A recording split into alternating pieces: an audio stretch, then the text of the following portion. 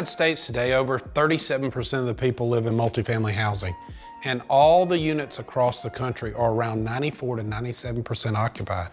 What used to be a place of transition and temporary has become a place where families are raised and community is built. More managing properties to building apartments to developing neighborhoods, real estate investment offers significant opportunities to change the environment around us. Beyond the physical structures, real estate offers a unique entry point to impact people's lives. In essence, real estate is building community. That is, if we're intentional about the role we're making it happen. What would it look like if we were not only in real estate to turn a profit, but to transform the world around us? Or more specifically, changing the world around the people who end up living in the properties we build, sell, own, and manage. Turns out independent research is revealing a simple truth. Being a good neighbor is not just good ministry, it's good business. So what would it look like to build, maintain, and establish public spaces and private homes where residents feel connected to their neighbors? To help us deep dive into opportunity and adventure in real estate, we're going to watch the stories of a company that is committed to doing just that by deploying redemptive capital in specific business space. Since 1977, WeldenField has grown into a diverse group of companies specializing in property management, residential development and construction, hotel development and management, and multifamily development, renovations and acquisitions. Chuck Welding explains the vision behind the company's enduring legacy. Let's watch. It's easy to look at real estate right now and think that it's just easy. But there's a thing called 2008, and it was a disaster. Things like that, things that really shake you to your core, that make you wonder, how did this happen to me? Why did it happen to me? How could I have avoided it? Makes you start thinking a little bit more about your priorities. I mean, making money, yeah, that's fun. But what about the relationships we have, and the investors we have, and the employees that we have? All that became more real when it was almost all lost.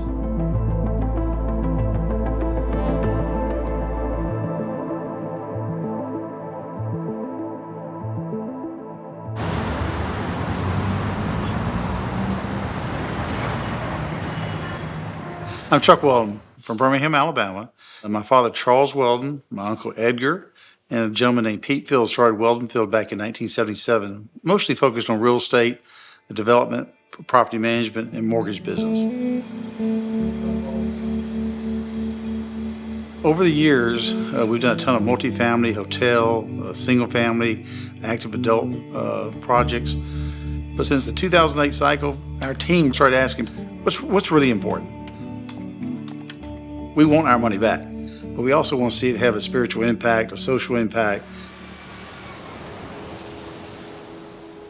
Many of us had been on mission trips as a group, different principals here, building a hospital or building a school, but I had to wonder sometimes on these mission trips about some of the collateral consequences to it. And so I started asking, what about people up on the hill looking down? I'm wondering, did I take their job today? I mean, really, did they not get paid today because I'm here volunteering? And so I started asking people, what could I do with the skill sets I have? I'm a lawyer, I'm a real estate developer.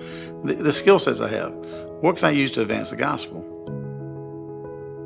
And so that's when we started getting serious about thinking through all the spheres of influence our business has with all the stakeholders, not just the shareholders, employees, customers, vendors, government officials, and how can our company be really use those spheres of influence to advance the gospel.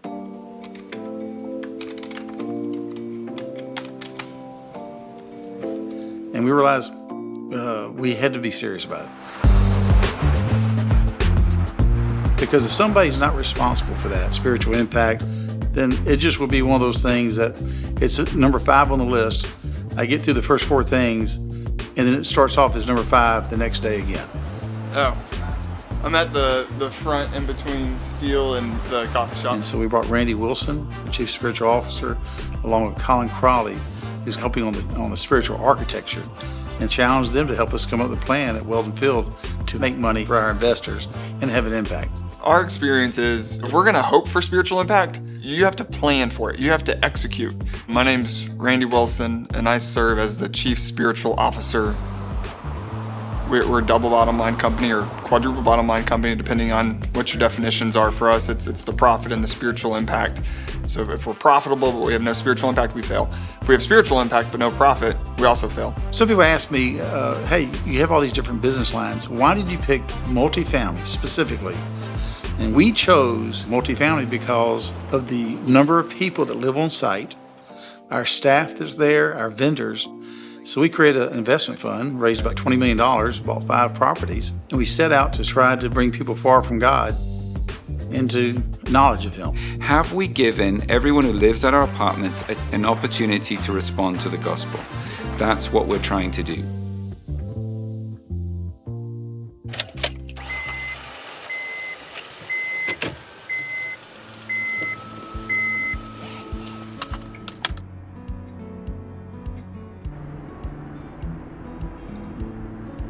Truthfully, in apartments, they say you only know 2 or 3 people on the whole property. And that's kind of lonely out there. And so what we will do is we'll run events that just bless the community. So if you're a new resident, you move in, and within the next week or 2, you would have somebody knock on your door and they'd have a welcome basket, and they'd introduce themselves and they say, hey, we're here with Resident Experience, and Resident Experience exists to care for the needs of the community. We'll be doing community events, we'll be out walking around. If you ever see us, we'd love to have a conversation with you. They're not trying to bash you over the head with a Bible. They're not trying to manipulate you. They're there to care for you. I was approached about the opportunity to be a ministry coordinator at an apartment complex, and so I thought it was a really intriguing idea. I'm Justin Barnett. I'm a local pastor here in Huntsville, Alabama, and I'm part-time at my church. And then I'm also here, meeting residents, prayer walking, getting to know one another, and sharing about the love of Christ. In Huntsville, we have Justin, who is our ministry coordinator. And then we have folks like Adam, who are disciple-making team members. Adam lives on site and has committed to being here. Where you live has a lot to do with who you know and what you do and what you see and how you can communicate with people. So being in a location with a community is really helpful for seeing into someone's life. There is a community that I don't know that would have happened without WeldenField being here. I have some neighbors who are from particular countries, and they would say, this has never happened in my country. People from different cultures getting together and eating meals together. I came from Nepal. I moved to Huntsville for my PhD. My specialty is in astrophysics. So I moved here with my wife, and now I have 2 children. We didn't know anything. We didn't know any location, any places, where to buy, where to go. So they helped me.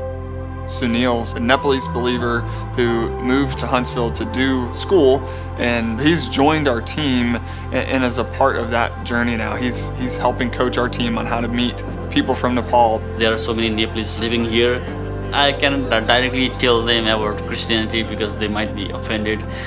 So the resident team, we can help them to take them to the groceries, helping them in different ways.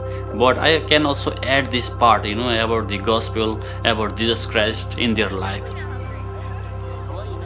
It's important to know that it is all volunteer from the resident side. If someone knocks on your door and you don't want to be a part of Resident Experience, you don't have to.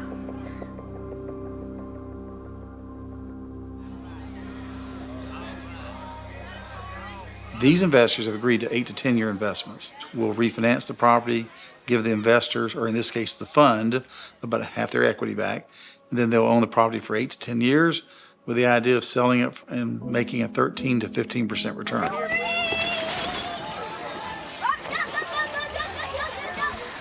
Now that returns about 200 basis points, or 2%, less than our typical apartment deals. And the reason is we charge the property about 2% of the equity per year to help accomplish our resident life experience, to help pay for the overhead of Randy and Colin. And so these investors have said, hey, I'm glad to reduce my return 1 to 2% if I'm going to have the type of impact you're talking about. But one of the tensions that we live in is the idea that when we buy apartment communities, we'll go in and rehab or renovate the units. We We sometimes will add a swimming pool, add a dog park. It could be putting in granite, replacing toilets, changing out flooring, repainting. Now, there is a negative to all this. When you renovate apartment communities and raise the rents so the investors can be happy and make money so we can spread all these great news about the gospel, some people can't afford the new rent. The rents are going to go up $200 to $400, maybe more in some cases, displacing people who've lived there and oftentimes don't know where to go next. That's a tension that we have to think through strategically how to minimize. Rent is on the rise in cities across the country. Studio apartment rents rose about 21% year over year. People in at least 5 cities are paying $1,000 more in rent than they were a year ago. You see this sort of clash of supply and demand driving a lot of this. And I think particularly so when it comes to low-income housing. There's a significant shortage in funding to help support the construction of those new homes. And so as believers, one of the challenges we've taken on is we need to be part of the solution for the affordability issues. And so one of the things that we want to do is we talk to our investors is to see, instead of requiring this 15 to 18% return that we love to give in our regular value add and the 12 to 15% in the BAM real estate fund, who's willing to take 10 to 12% maybe? That may be what it takes. It may take 8 to 10% return to help be part of the solution of the affordability issue that our country's facing right now. And so that's one of our goals, is educate investors on these other needs, and hopefully some of them will migrate some of their capital into that space as well.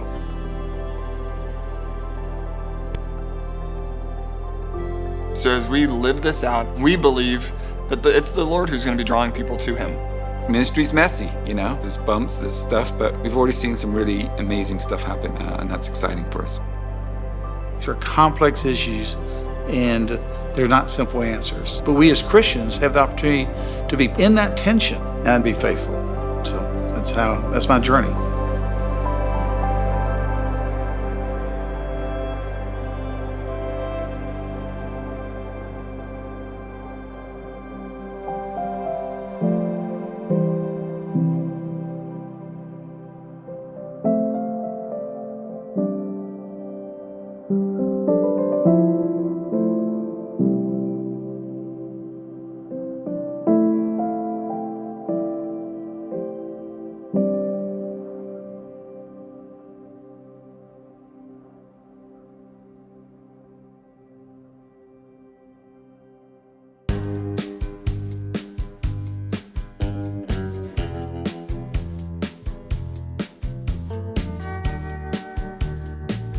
Studies show that we feel lonelier than ever, and this isn't limited to just one country or region. The world is suffering from an overwhelming sense of isolation and detachment. Even churches are not immune. In fact, 64% of church congregations across the globe struggle with social isolation. There's a growing disconnect between us and the physical world. This is leading to profoundly negative emotional and spiritual effects. Loneliness and social isolation are the main contributing factor to poor mental health for nearly 75% of all individuals. And though nearly 4 billion people use social media to connect, 71% of heavy social media users say they actually feel disconnected to the people around them. These growing feelings of loneliness and isolation are making it harder and harder for us to really know the people who live right next door to us. What people need most is Christ-like love and true community. God calls us to that very focus in His commandments to love Him and love people. Jesus echoed the importance of His Father's directive for us when He said these were the greatest of all the commandments. As faith-driven investors, we don't have to choose between turning a profit and making a positive impact on people's lives. Our capital can actually redeem real estate, not for us alone, but for God's glory and for the flourishing of humanity. How might you participate in the opportunity and adventure of real estate investing? Spend some time in your group talking about this session and how it relates to the journey you're on. Open yourselves up to learning from one another. Be honest with each other. What you get out of this time together will only be as enriching and life-giving as what you put into it. See you next session.